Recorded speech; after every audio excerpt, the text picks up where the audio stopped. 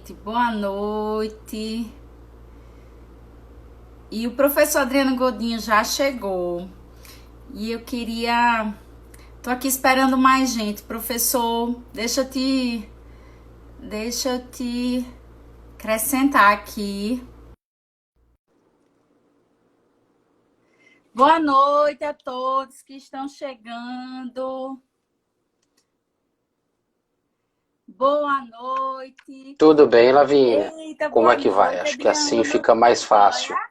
Assim fica Como é mais. que vai? Tudo bem? Tudo bem. Quanto Assim, tempo, vamos não lá. é? Pois é verdade. Estou posicionando aqui da melhor forma possível essa câmera, porque eu estava fazendo as gravações esses dias, as poucas que eu fiz, mas eu estava fazendo tudo do outro Horizontal. lado, enfim. E agora aqui eu vou me posicionando. Espera aí. Deixa eu dar um Perfeito. jeito Não aqui tem. de Mas se quiser, a gente posicionar faz na isso. horizontal também, Adriano. Como você preferir, Não tem problema, não. Eu, né? se você conseguiu já colocar na vertical, não tem problema. Pronto. Ou vai Estou me demorar? posicionando. Não, não vai nada. Só um segundo que eu já estou me virando aqui, quer ver? Pronto. Acho que deu jeito. Espera aí. Deu? Mas se não deu, também não tem problema. Acho que deu, acho que deu, acho que deu. Tinha me Pessoal, para quem programado está para entrando isso. agora, olá, Everaldo. Para quem está entrando, o professor Adriano Godinho está se organizando Tudo para a gente bem, começar tô a live. E a gente vai me falar organizando. de um tema super interessante, que é a responsabilidade civil do Estado, que eu estou querendo trazer há muito tempo, o tema de responsabilidade civil. E ainda trouxe o próprio Adriano, para falar sobre responsabilidade civil, falando de um tema ainda mais interessante, que é a responsabilidade civil dos excluídos, né, diante de todo esse panorama do coronavírus. Adriana, a gente está concorrendo com muitas lives. Essa hora Eu de sei. 18 horas. Eu ainda estou analisando. Sem brincadeira, eu estou há mais de um mês, Adriano, fazendo lives. Quando começou a pandemia, eu percebi como o direito ia mudar. E eu, assim, muitos clientes me procurando para tirar dúvidas, e eu achei que a melhor forma de esclarecer e prestar informações à sociedade seria iniciar uma série de lives, até para poder ter uma troca melhor de informações com outros colegas e tudo mais. Então, eu trouxe uma série de juristas aqui, a gente vem fazendo desde o começo essa conversa, essas reflexões. Aí, inicialmente, a gente falou sobre questões familiares, sobre mediação, direito civil material, como seriam as audiências. E aí agora a gente está aprofundando, sabe, Adriano? Aí a responsabilidade civil agora, trazendo esse tema, eu achei super interessante, porque, na verdade, a gente só está iniciando o debate sobre responsabilidade civil. Tem muita coisa para Sim, abordar, né? Esse livro sim. que você citou é incrível. E eu comecei essas lives ainda não estou entendendo qual é o melhor horário para fazer live, né? Ainda estou, eu acho que é de noite, mas ainda fico meio perdida. Mas, pessoal, quem está aqui, quem veio prestigiar o professor Adriano, deixa eu ler logo o currículo dele, para ele poder começar a exposição, porque tem muita coisa para ele falar. E o professor Adriano, ele é professor da Federal da Paraíba, doutor em Ciências Jurídicas pela Universidade de Lisboa, mestre em Direito Civil pela Universidade de Minas Gerais, conferencista e autor. E como eu mencionei nos meus stories mais cedo, ele acabou de lançar um livro sobre corona. Assim, ele escreveu um artigo dentro de um livro é, é, chamado Coronavírus e Responsabilidade Civil. O artigo dele é Coronavírus e Mistanásia, a morte indigna dos excluídos e a responsabilidade civil do Estado. Então, professor Adriano Goldinho, como sempre, vou estar toda a ouvidos aqui esperando as suas lições. Muito bem. Professora Lavínia, em primeiro lugar, é uma satisfação enorme vê-la, ainda que à distância. Nós estamos passando por esse período turbulento agora. De fato, é um período de rearranjo das relações sociais, de rearranjo do modo como nós enxergamos a vida. Isso ultrapassa o direito, evidentemente, isso vai para muito além de simplesmente repercutir problemas jurídicos, mas evidentemente nós somos juristas. E nós temos que pensar nos impactos dessa crise, dessa pandemia global, nas relações jurídicas, e nós poderíamos, na verdade, tratar de um sem número de questões. Nós que lidamos muito de perto com direito privado, com direito civil, poderíamos pensar impacto nos contratos, inclusive em determinadas espécies de contratos, os contratos educacionais. A propósito, gostaria até de registrar alguns abraços a algumas pessoas que eu vejo aqui entrando e já participando. Rodolfo Guerra, meu aluno, Bárbara, Luciene, Flaviano, esses foram meus alunos. Meu querido amigo Hermano, que mandou um abraço e eu retribuo. Meu querido amigo Jonábio, professor da Universidade Federal. Meu querido amigo Rinaldo Mousalas, também professor, enfim, da Universidade Federal. Então, é uma satisfação ver boas pessoas participando conosco. E eu vim exatamente discutindo um tempo atrás com o professor Rinaldo sobre os impactos dessa crise no âmbito dos contratos educacionais. E agora, evidentemente, nós poderíamos projetar isso para uma série de outros contratos. Os contratos de locação, os contratos de consumo, os contratos de trabalho. Nós podemos pensar nas repercussões no âmbito das famílias. Infelizmente, as notícias que nos chegam são de que há um incremento do número de casos de violência doméstica, entre outras inúmeras perspectivas. Mas nós preferimos tratar do aspecto da responsabilidade civil e muito vinculado à questão da morte indigna por mistanásia, já explico exatamente do que é que se trata, porque, de fato, é muito oportuna a discussão e porque, efetivamente, nós temos aí gerada a imagem dessa obra fantástica, Coronavírus e Responsabilidade Civil. Foram vários juristas que tratam do fenômeno da responsabilidade civil em inúmeras nuances possíveis. E a mim coube escrever a respeito das repercussões no que diz respeito, de fato, a coronavírus, mistanásia e a possível responsabilidade civil do Estado. Mas é claro que nós só podemos começar a falar em mistanásia e responsabilidade do Estado se nós tivermos em mente, de forma muito firme, muito aguda, os conceitos das várias tanásias.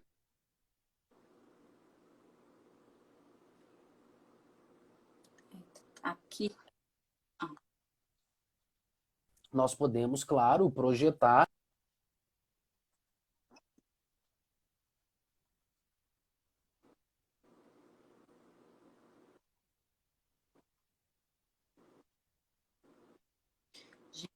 Aqui tá cortando um pouquinho, Adriano. Será que tá cortando só para mim? interessante. Você me ouve bem agora? Tá me ouvindo Será bem? que tá cortando só para mim? Pessoal, quem tá escutando pode... Peraí, que agora eu acho Se que as pessoas... Quem tá escutando pode... Tá Pois, cortando aí eu... também. A Bárbara tá dizendo que tá cortando aí. Mas tá cortando... Tá cortando.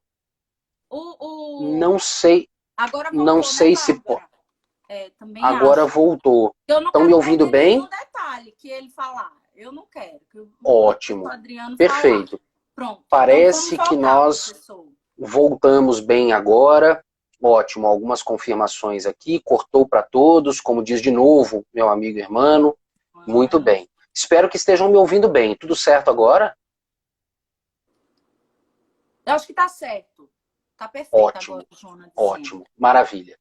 Perfeito. Muito bem. Voltamos então. Qualquer problema, me avise que nós voltamos de onde paramos. Mas, enfim, eu vinha dizendo que tratar de responsabilidade civil do Estado por mistanásia significa, em primeiro lugar, saber equacionar os conceitos dessas várias figuras relativas às tanásias, ao modo de morrer, a eutanásia, a ortotanásia, a distanásia e, por fim, a mistanásia. Então, vamos primeiro a esses aspectos de base, conceituais. Nós qualificamos como eutanásia a morte provocada, em princípio, por um médico, a pedido do próprio paciente, desde que este paciente esteja em situação de enfermidade grave, incurável e terminal. Ou seja, há determinados requisitos que circundam a figura. Não basta simplesmente provocar a morte de alguém, mesmo porque esse seria o conceito clássico de homicídio.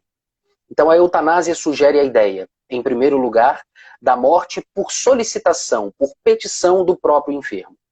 Ele quer dar cabo das dores e do sofrimento de que padece e, portanto, prefere a própria morte. Solicita a morte, o médico acolhe o pedido e pratica o ato eutanásico.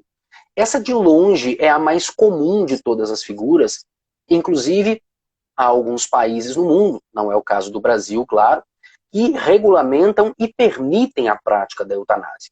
A exemplo da Holanda, da Bélgica e outros mais. Na sequência, nós passamos ao estudo de outras figuras ainda pouco compreendidas. A distanásia, com D de dado, seria, na realidade, o prolongamento artificial da vida do indivíduo para além do tempo adequado, para além do tempo certo da sua morte. É aquilo que muitos médicos doutrinadores qualificam como o encarniçamento terapêutico. A prática obstinada, por parte de uma equipe médica, de manter a todo custo vivo o indivíduo, ainda que se trate de vida meramente biológica, ainda que já tenha chegado e até passado o tempo certo da morte. Ou seja, na verdade a distanásia é a negação da própria morte. É uma atuação obstinada, exagerada, no sentido de manter vivo o indivíduo em relação a quem a morte pede passagem. Na sequência, nós temos a figura da ortotanásia, que seria a morte no tempo certo.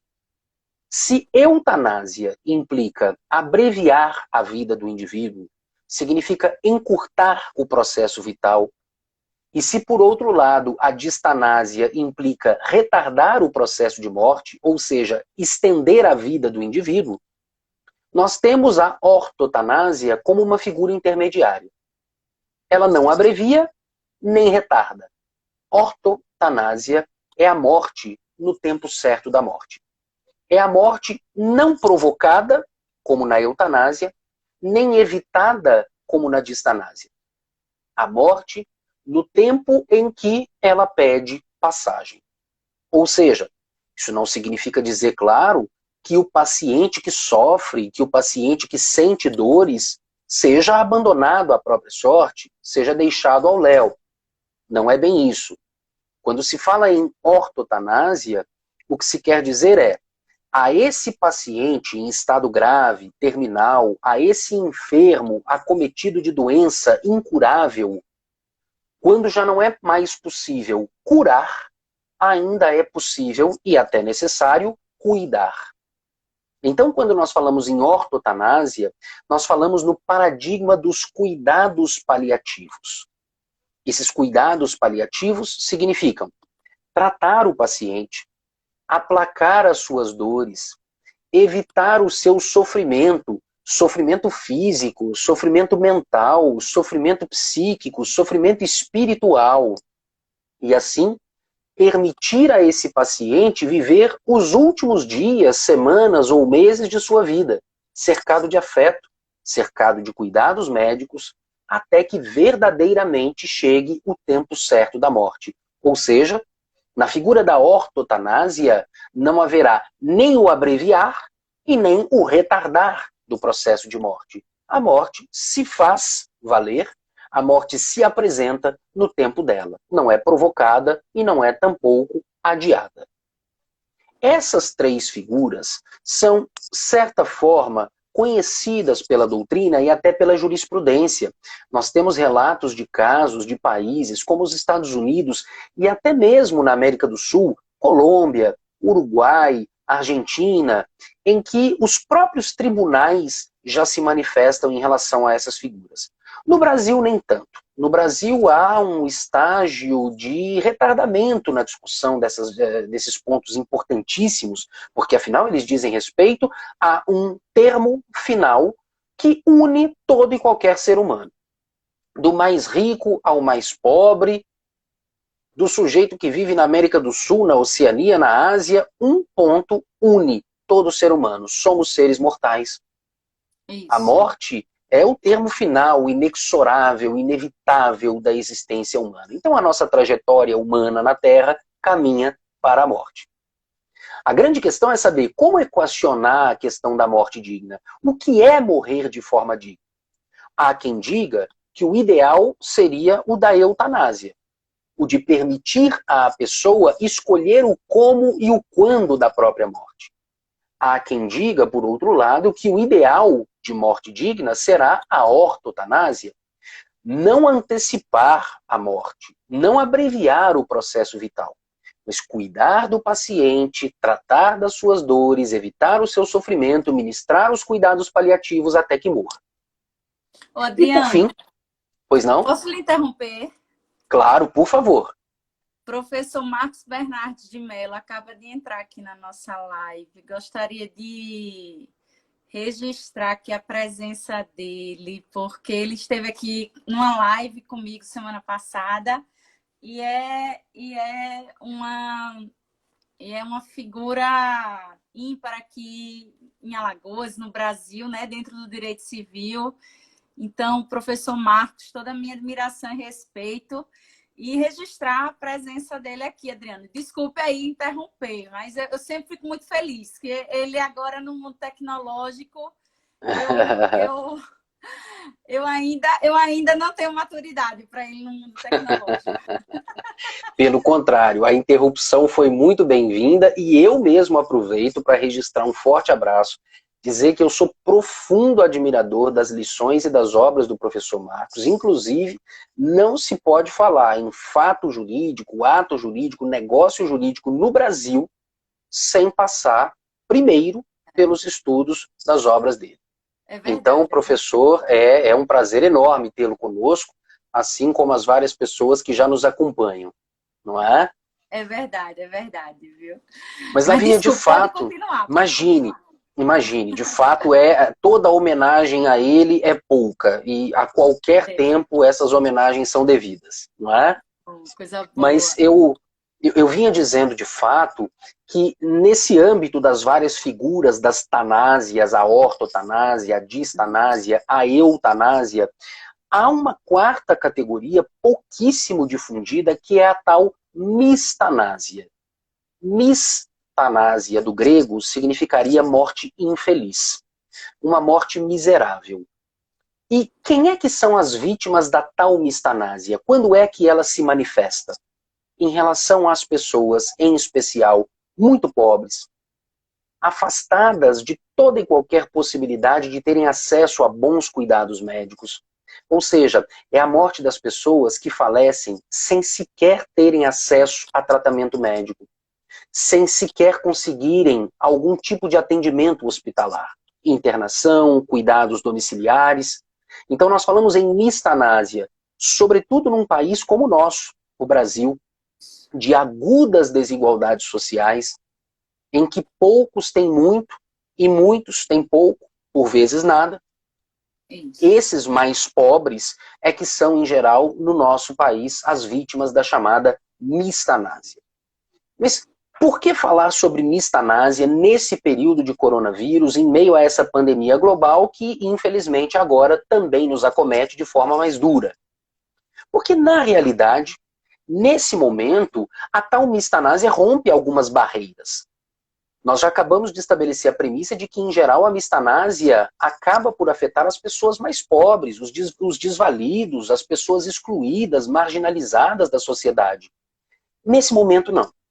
Nesse momento, nós projetamos para o Brasil, infelizmente, o mesmo quadro perturbador, aterrador, que se apresenta em outros países, a exemplo da Itália em especial, em que há pessoas que morrem nas suas casas, que não têm nenhuma oportunidade de tratamento médico.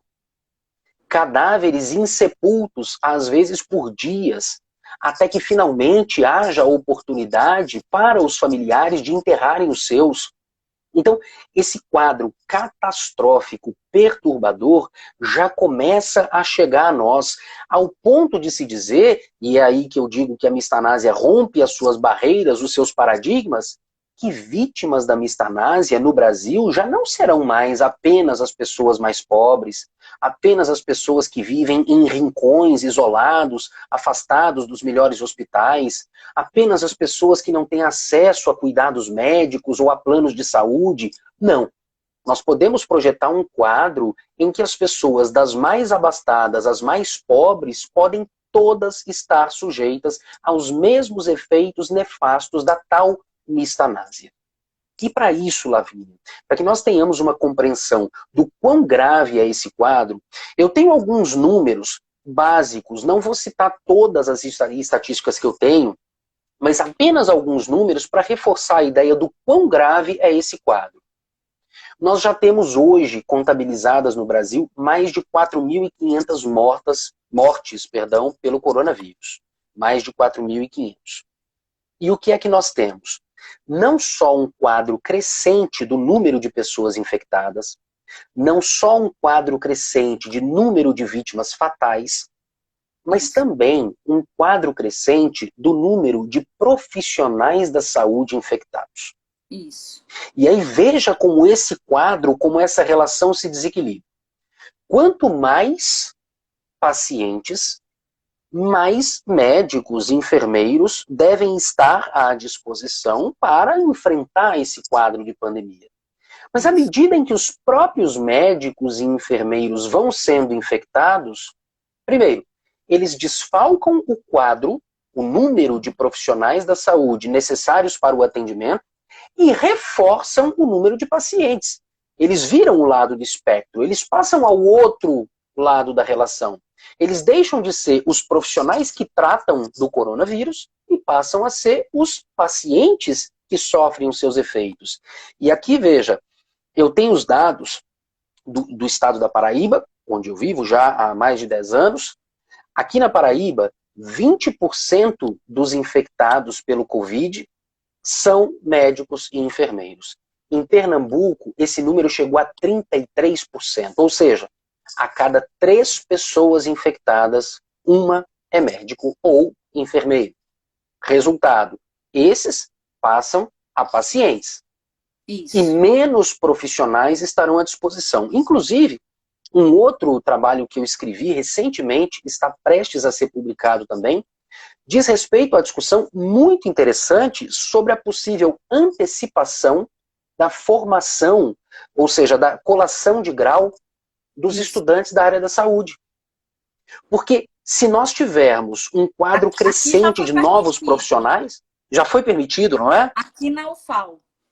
Pois. A título excepcional, né? Não é o direito, né? Assim, mas as áreas de saúde já são atingidas aqui na UFAL. Exato. Aqui, Adriano, eu não tenho esse dado dos profissionais de saúde, mas hoje saiu o relato de um médico de um dos principais hospitais particulares, Adriano, porque aqui é a parte mais favorecida da sociedade, os bairros mais favorecidos aqui em Alagoas, ou melhor, em Maceió, são os que estão realmente sendo mais afetados, com mais doentes, né? Pacientes de coronavírus. E o médico desse hospital particular mencionou que em uma semana, da semana passada para cá, houve um salto de 7 pacientes que eles atendiam por dia para 55 por dia. Em uma semana. E ele relata que boa parte desses pacientes são médicos. Eu não tenho percentual, mas realmente, eu acho que é nessa proporção que está acontecendo aí na Paraíba e em Pernambuco também. Sem dúvida. Eu também não consegui acesso aos dados de Alagoas, mas eu imagino que eles não sejam muito discrepantes desses. Então nós estamos tratando de 2 estados do Nordeste, próximos a Alagoas, geograficamente falando, em que nós temos esse quadro muito preocupante de um percentual grave, considerável de pessoas infectadas que são profissionais de saúde. E uma outra informação que me veio ao conhecimento há coisa de uma hora, quando muito. 90% dos médicos brasileiros não foram testados ainda. Ou seja, sequer sabem se estão infectados ou não. Porque é preciso lembrar sempre que há as pessoas infectadas que não demonstram de forma pública, não demonstram os sintomas. Então, há os quadros assintomáticos da doença. A pessoa pode estar infectada, não sofreu os efeitos do Covid, mas esse indivíduo é capaz de infectar outras pessoas também. Então, esse quadro é assustador. E à medida em que esses números vão subindo, números relativos às pessoas que foram infectadas, nós temos também a preocupação de um quadro potencial de absoluto colapso do sistema hospitalar. Tanto os hospitais públicos, sistema público de saúde, quanto inclusive hospitais e clínicas de caráter privado. Nós temos no Brasil 55 mil leitos de UTI. Sendo que, em geral, antes mesmo da pandemia, 78% desses leitos já estavam ocupados. Ou seja, o número de leitos, o número de respiradores, o número de profissionais já chega ao ponto da saturação. Então, realmente, o que se vê, por exemplo, numa cidade como Manaus, as cenas são tétricas, são drásticas, são dramáticas. Aquelas covas públicas, aquele sepultamento feito às pressas, de improvisação. Quer dizer, é realmente muito preocupante lidar com essa situação. E veja você e os colegas que aqui vão nos acompanhando, que nós no Brasil ainda tivemos a oportunidade de receber a informação a respeito desse quadro dos outros países. Isso. Porque, por exemplo, nós tivemos a oportunidade de ouro de verificar quais foram as medidas adotadas pelos outros países que foram ou não funcionais, a exemplo da Itália, por exemplo. Isso. Na Itália, primeiro resolveram fazer um isolamento parcial, aquilo que se tem qualificado como isolamento vertical. Isso. Não resultou bem. Então tiveram que voltar atrás e promover um isolamento total da população até que os efeitos da pandemia estejam minimamente controlados. Então, nós no Brasil ainda conseguimos ter a bênção, de certa forma, de ter acesso a essas informações, a esses números e manipular essas informações de forma adequada. Ô Adriano, eu não sei se é hora de perguntar ou não, mas... Sempre é a hora de perguntar. Por favor. Mas, assim, isso eu acho muito interessante, porque eu também ensino responsabilidade civil lá na UFAL. Aqui a Joana Dália, que acabou de comentar, ela até foi minha aluna, dizendo que realmente essas informações foram desprezadas. E boa parte das autoridades brasileiras, principalmente a nível federal, realmente desprezou. E aí vem uma questão, já que a gente está falando de responsabilidade civil do Estado, dentro da responsabilidade civil, dentro do dever de cuidado, vem toda uma questão relativa à experiência. A gente teve o dever de cuidado, ele se baseia também na experiência. E a experiência, ela é ou adquirida, ou você adquire por si próprio, ou você, vamos dizer assim, ou você observa de outros, a experiência de outros e traz para si. Então, o que foi que aconteceu com o Brasil? O Brasil quis pagar para ver, basicamente, penso eu, né? Tipo assim, quis viver a experiência dele. Vamos lá, vamos ignorar o que está acontecendo, vamos viver nossa experiência para ver o que é que vai dar. Sem um dever de cuidado do que estava acontecendo de mais grave, né? Realmente ignorando muitas informações que estavam sendo passadas, sem esse dever de cuidado. Eu não sei qual a conclusão, porque eu ainda, como eu lhe disse, né? Eu comprei o livro, mas vai demorar para chegar. Aí o que é que acontece? Eu realmente eu tô super ansiosa pela sua conclusão, porque eu acho que tem tudo a ver até com essa sua indagação da mistanásia, da morte infeliz, não ser mais apenas para excluídos, para miseráveis. né? Daqui a pouco vai estar todo mundo assim. Vai ser pior para os excluídos. Vai Certo, ser mais rápida, certo. vai ser mais agonizante, mas vai ser uma morte infeliz para todo mundo. Então, eu realmente eu penso que o seu trabalho, seu artigo, ele tem um grande valor, porque ele traz ao lume uma série de reflexões que a gente tem que fazer. Então, estou bem ansiosa para ver essas suas conclusões com relação ao dever de cuidado, inclusive no caso específico do Brasil. Não sei se você chegou a tratar, a mencionar, mas... Sim, sim. De fato, Lavínia, essa é a maior preocupação que nós temos agora. Como conter a propagação do coronavírus? Era inevitável, e já se sabia disso, que a Covid chegasse ao Brasil. É inevitável. Isso. Com o mundo globalizado, com o intenso tráfego de pessoas, é impossível conter a chegada. Mas é possível conter os efeitos. É possível agir e agir bem para evitar que os danos sejam mais drásticos. Sua pergunta é fundamental porque ela vai no ponto central. Mas alto lá. Nós estamos diante de uma situação de pandemia em caráter global. E responsabilidade civil do Estado ou de qualquer outra entidade, de qualquer outro agente, de qualquer outra pessoa, pressupõe a verificação de alguns elementos mínimos. Uma conduta, um dano e o nexo de causalidade entre o comportamento e o prejuízo. Então, em que quadro é que se pode supor, eventualmente, a responsabilidade civil do Estado em se tratando de uma pandemia, insista-se, que era inevitável, pelo menos em relação à sua chegada?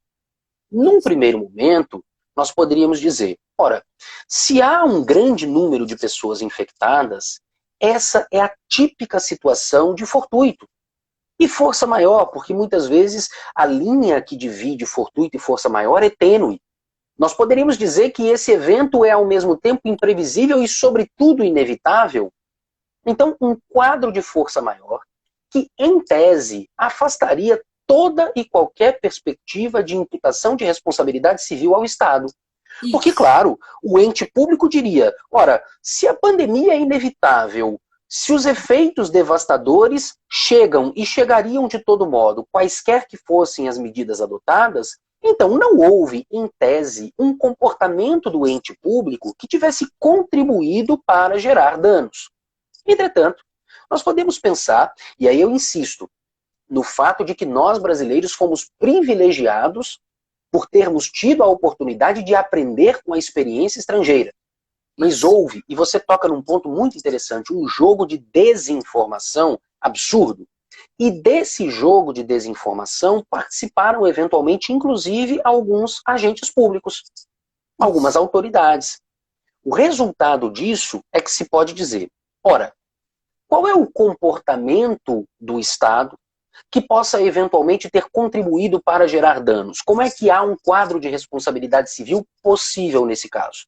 Dentro Nós podemos do dizer, quadro de pandemia, né? dentro de um quadro de pandemia. Quer dizer, em que ponto é que o Estado pode ser chamado a indenizar nesse caso? Nós podemos dizer, conduta. A conduta aí pode se manifestar, em especial, pela omissão, pela não adoção de medidas profiláticas necessárias à contenção do dano, ou à propagação do dano, ao incremento dos seus efeitos lesivos. Por exemplo, a não adoção das medidas de isolamento social, ou então a não adoção de outras medidas como o fechamento de fronteiras, o impedimento de voos, em especial de voos internacionais, ou pelo menos o atraso na adoção dessas medidas, e aí nós diríamos, há uma conduta por omissão, como se vê no artigo 186 do Código Civil. Isso. E de outro lado, qual seria o dano? Ora, o dano é o quadro de Mistanásia. O dano corresponde exatamente ao fato de haver mais pessoas infectadas em razão da não adoção de medidas adequadas de profilaxia. O dano corresponde a esse potencial quadro aterrador de colapso hospitalar. E então nós podemos ter no Brasil, como aparentemente já acontece em algumas cidades, esse cenário horroroso, catastrófico, de pessoas falecendo em casa porque elas não têm acesso a cuidados médicos, porque não podem ter acesso a hospitais, porque estão lotados, e não podem nem sequer ter direito a um sepultamento digno. Ou seja, a morte é indigna, a passagem já não é digna, e agora nem os familiares podem prover, no mínimo, um sepultamento com alguma dignidade. Então nós poderíamos dizer que aí, em tese, nós teríamos a conduta omissiva do Estado e dos seus agentes, um dano acrescido, porque nós sabíamos que pessoas seriam infectadas, pessoas morreriam. Mas se mais pessoas morrem, se mais pessoas são infectadas em razão da omissão estatal, então diremos há conduta, há dano e há causalidade. E a responsabilidade civil do Estado, nunca é demais lembrar, é responsabilidade de ordem objetiva. É responsabilidade que prescinde de verificação de culpa e dolo, como está posto no artigo 37 da Constituição da República, como está posto no artigo 43 do Código Civil. Resultado, basta a caracterização desses três elementos que nós chamamos elementos essenciais da responsabilidade civil: conduta, dano e nexo causal. Então, esse é um quadro possível de responsabilidade civil. E não tenha dúvida de que inúmeras famílias vão a juízo reclamar reparação de danos. Nós já temos uma demanda judicial muito grande na seara contratual, na seara familiar, como nós dissemos no início da transmissão, e talvez seja até importante retomar um pouco esses aspectos, porque algumas outras pessoas foram chegando com o passar da transmissão, mas no âmbito familiar, acréscimo do número de pessoas que são vítimas de violência doméstica. No âmbito contratual, obrigacional, a quantidade de pessoas que se tornam agora inadimplentes em um sem número de obrigações e contratos, porque foram afetadas, melhor dizendo, nos seus ganhos, nos seus rendimentos, na sua atuação profissional. E aqui, no âmbito da responsabilidade civil, uma das discussões mais interessantes passa a ser essa, a questão da caracterização da responsabilidade do Estado, não é?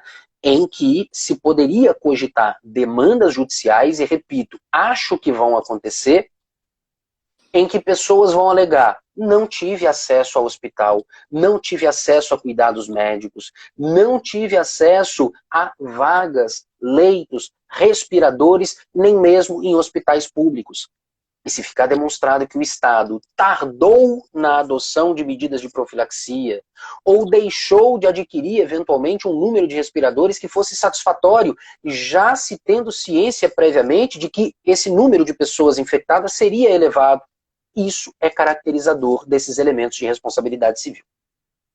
Perfeito, perfeito. Concordo plenamente, Adriano. Concordo plenamente. Deixa eu fazer um registro aqui da minha chefa, lá na UFAL, a diretora da Faculdade de Direito da UFAL, Elaine Pimentel, dizendo que as minhas lives sempre trazendo reflexões importantes. Parabéns, toda a minha admiração.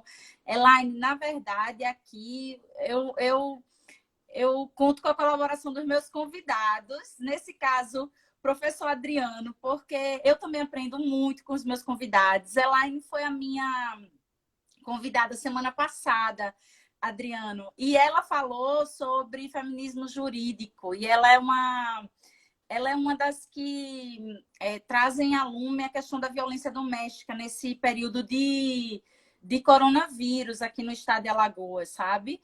Ela tem uma associação muito séria no combate à violência doméstica. E registrar também a presença de Delson Lira, procurador da República, que está aqui ouvindo seus ensinamentos também. O Hermano fez um comentário ou uma pergunta, deixa eu ver aqui. E daqui a pouco eu queria falar também uma questão que a Laís mencionou com relação a Sergipe, que está ligada a uma possível conduta do Estado que pode causar responsabilidade civil. O Hermano disse assim, sim, a Luana falou que você é sempre brilhante, Adriano. E o Hermano mencionou que estamos no caso da responsabilidade objetiva, cabendo à União, Estado e município, o ônus probatório. Exato, exato. Veja, cada vez mais no âmbito da responsabilidade civil, agradeço a Luana pelo elogio, agradeço ao amigo Jonábio também pelo elogio e ao amigo Hermano pela pergunta fantástica. Cada vez mais no âmbito da responsabilidade civil, nós estamos discutindo aquilo que o professor Anderson Schreiber chama de erosão dos filtros. Nelson Rosenwald também faz alusão muito bem feita a esse fenômeno. Porque, em tese, o ônus probatório incumbe a quem alega. Então vão, por exemplo, os familiares de vítimas de coronavírus debater em juízo a questão da possível responsabilização do ente público. Teoricamente, em condições normais, diríamos, ora, o ônus de provar conduta, dano e nexo, não culpabilidade nesse caso, porque a responsabilidade é objetiva, caberia, em tese, a partida a quem alega, aos autores, a esses familiares, a essas vítimas por ricochete dessa pandemia. Podem não ter sido infectadas, podem estar vivas, passar ilesas, incólumes, mas perderam familiares próximos, então vão discutir esse dano moral por ricochete em juízo, dano moral reflexo. Pois bem, mas o que significa essa erosão dos filtros da responsabilidade civil? Significa que os nossos tribunais, inclusive o STJ, têm sido cada vez mais brandos, digamos desse modo. Cada vez menos rígidos na exigência da comprovação desses filtros. E isso se prova em todos esses elementos. Por exemplo, na questão do dano. Como é que uma pessoa prova que sofreu dano moral? Como é que uma pessoa prova que foi vítima de degradação à sua dignidade?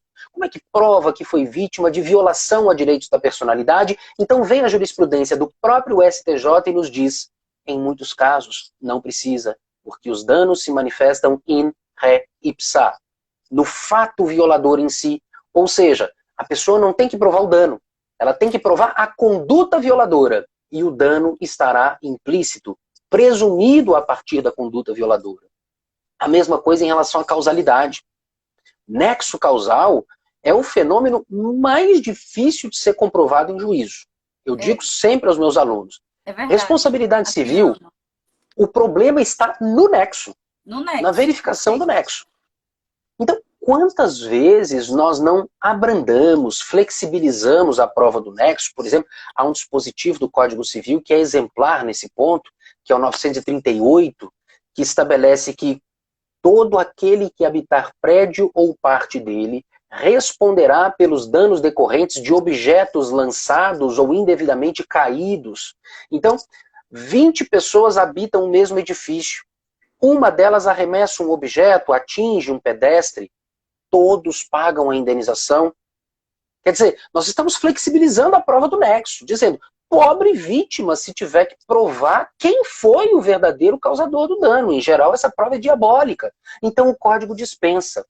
E uma das formas, inclusive, dessa flexibilização, para atingir exatamente a provocação que foi feita pelo meu querido amigo Hermano, é exatamente a inversão do ônus da prova.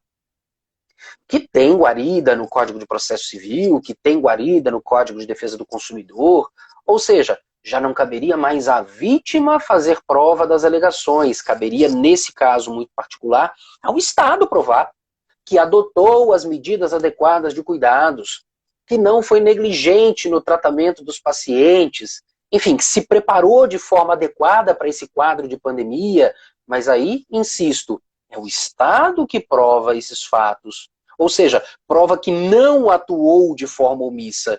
Já não é mais a vítima, ou não são os seus familiares, a depender do caso, que tem que fazer essa prova. Certo. Adriana, gente, eu esqueci de mencionar aqui um elogio da Ana Yara Gonçalves, dizendo que o debate está fenomenal, né? Basicamente é sua aula que está fenomenal, né? Não. Sua aula. Ô, Adriano, aí deixa eu fazer uma pergunta com relação ao que a Laís mencionou aqui, quanto à liberação de boa parte do funcionamento do comércio. A gente sabe que os estados foi que começaram a vetar começaram a fazer o isolamento, né? E começaram a vetar o comércio, enfim, as atividades. A União assim não fez, né? A União realmente se omitiu nesse ponto. Os estados fizeram. E os estados começaram a receber forte pressão, tanto que começaram a liberar o comércio. Liberado o comércio aqui no estado de Alagoas, já está sendo liberado aos poucos, e ela mencionou que lá em Sergipe também. Está sendo liberado o comércio, Laís mencionando, inclusive liberação de lojas de cosméticos e perfumarias. Yasmin, um beijo, tema pertinente mesmo. Obrigada. E aí, o que é que acontece? Não sei se coincidentemente ou não, a gente sabe que, né, enfim, os casos de Covid aumentaram, obviamente. Então, no estado de Alagoas, com a liberação do comércio, coincidentemente, os casos começaram a aumentar. Antes estava aumentando assim, sei lá, 10, 20 a cada dia. Passou a aumentar a quase 100 por dia, Adriano. Quase 100 Sim. por dia, depois que começou a liberar o comércio gradualmente.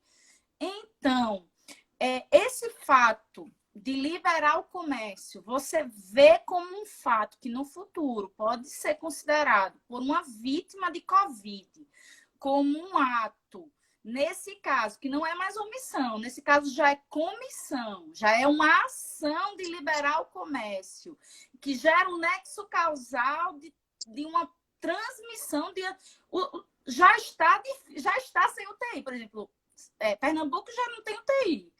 Aí vai e libera o comércio por uma pressão econômica. Nesse caso, as vítimas de Covid, você vê esse nexo causal e podem responsabilizar o Estado por essa ação? Sem dúvida nenhuma. Aliás, Lavínia, mais uma vez você toca no ponto exato da discussão, que é o tal jogo de desinformação ao qual nós aludimos há alguns instantes. A competência constitucional para ditar regras relativas à saúde é concorrente. Por isso é que houve uma orientação do governo federal num sentido e orientação dos governos estaduais e municipais em outra direção. Isso contribui, na verdade, para gerar um quadro de desequilíbrio de informações muito grave, muito preocupante. Seria fundamental alinhar o discurso, e é a hora de ouvir a ciência. Porque, veja, esse é o momento em que não somos nós, eu, você, os colegas que nos acompanham, juristas, não somos nós que vamos dizer se estamos prontos ou não para sair do isolamento social. São os profissionais da saúde. Nós temos que ouvir a Organização Mundial da Saúde. Nós temos que ouvir as diretrizes do Ministério da Saúde. Nós temos que aprender com a experiência, sobretudo a experiência errada dos outros países. A Itália é o paradigma maior. Adotaram o isolamento vertical, tornaram atrás. Deram um passo atrás porque perceberam que ele não foi suficiente para conter o quadro. Pelo contrário, ele contribuiu para agravar esse fenômeno. Então, o que é que nós temos nisso aí? É preciso discutir a questão da liberação do comércio? Claro. Mas é preciso pautar essa discussão por ciência. E já não é mais ciência jurídica, é ciência médica. E aí, se a Organização Mundial de Saúde nos diz, por exemplo, que esse é o momento de preservar ainda o isolamento social quase que integral, à exceção de serviços essenciais, claro, de supermercados, farmácias e por aí vamos, então essa é a diretriz a ser adotada por todo e qualquer governo. E se um governo ou um governante trai essas diretrizes, eu não tenho dúvida nenhuma, concordo contigo. A ação já não é mais nem omissão, já não é mais negligência. É o comportamento comissivo que pode contribuir para gerar um quadro de pandemia. Tomei conhecimento nesses dias da abertura de um shopping center, parece que em Santa Catarina, ou de alguns espaços de shopping center. Quer dizer, longe de ser serviço essencial. Era o pessoal querendo comprar sapato, assistir filme, fazer lanche, enfim. E o shopping abarrotado de gente, não é? E aí, veja, talvez alguém queira dizer, mas então vai haver, talvez, aí um quadro de culpa concorrente, porque há uma assunção de risco pelo particular?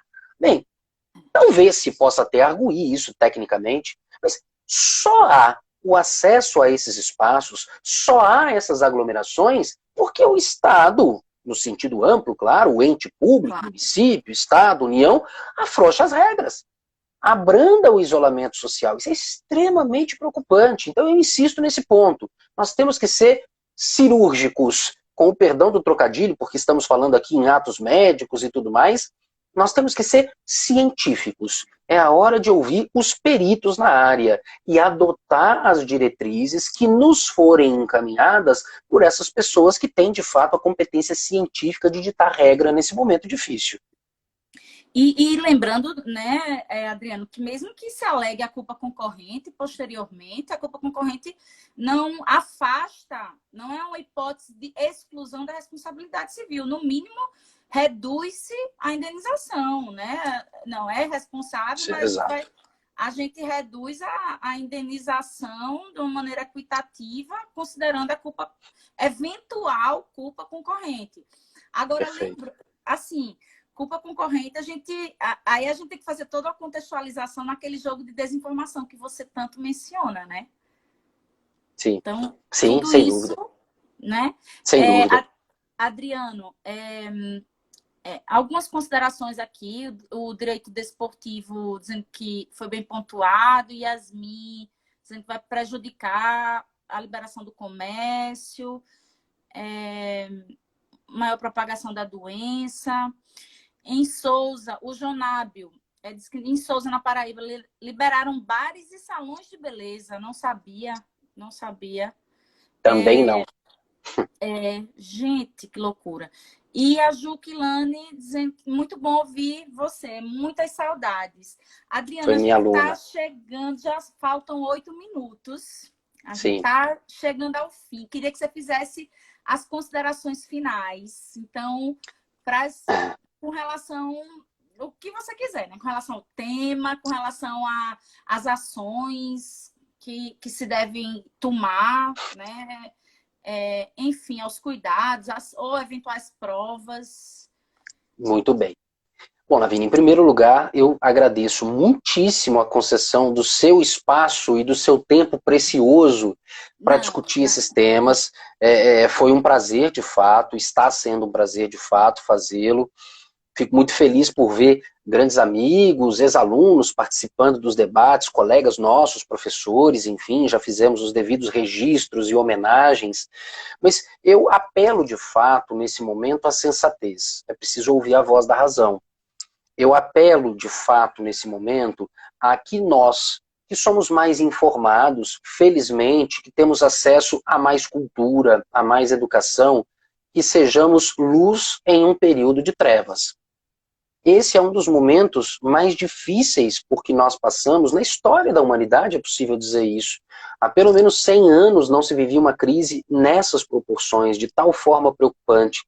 E esse é o momento de fazer história, de reconstruir laços da forma como nós pudermos, e de nós, professores em especial, juristas, levarmos às pessoas as informações corretas. Por isso a importância de debates como esses virtuais, que as pessoas participem, se informem, discutam conosco, proponham suas soluções. Quantas boas informações não vieram aqui, relativas a fatos que, inclusive, eu mesmo ignorava, não sabia que em Souza, que é uma cidade paraibana, bares e salões de beleza já estão abertos. Isso é extremamente preocupante, é absolutamente desnecessário que se adote conduta nesse sentido, porque isso pode, evidentemente, gerar uma propagação ainda mais intensa nesse quadro de Covid.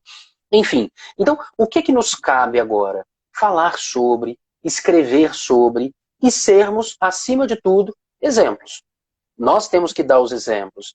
Nós vimos ontem uma profissional, dessas profissionais, digamos, da saúde pela internet, essas figuras públicas do mundo virtual, que decidiu, de madrugada fora, realizar uma festa no seu apartamento e filmou, eu não iria dizer o nome aqui por, digamos, precaução, mas Gabriela Pugliese.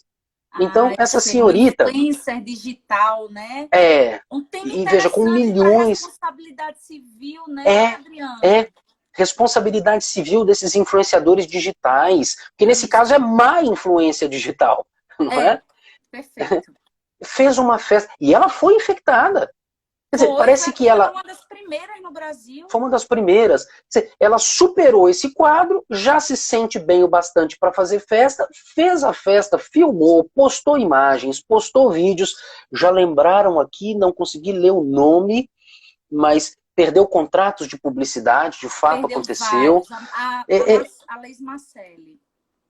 Mas o exemplo que se dá é muito negativo nesse caso. Então que nós sejamos o exemplo positivo.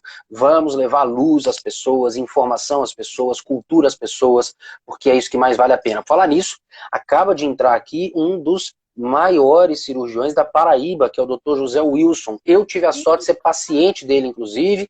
Registro um abraço a ele também. Que coisa boa. Então, um abraço aí ao Dr. José Wilson. Que fique bem, né, no meio dessa pandemia, que se cuide, né, para não ter problema nenhum. E o Jonábio também colocou uma informação interessante, que os bares e os salões de beleza que foram abertos em Sousa, na Paraíba, foram fechados hoje por uma ação civil pública proposta pelo Ministério Público. Então, realmente... Eu achei lindas suas palavras, Adriano. Acho que inspiradoras. Acho que a gente como professor, tem uma responsabilidade muito maior do que qualquer outra pessoa. Realmente, esses influenciadores digitais, eles terminaram crescendo muito, mas eles, às vezes, não têm noção da responsabilidade que possuem.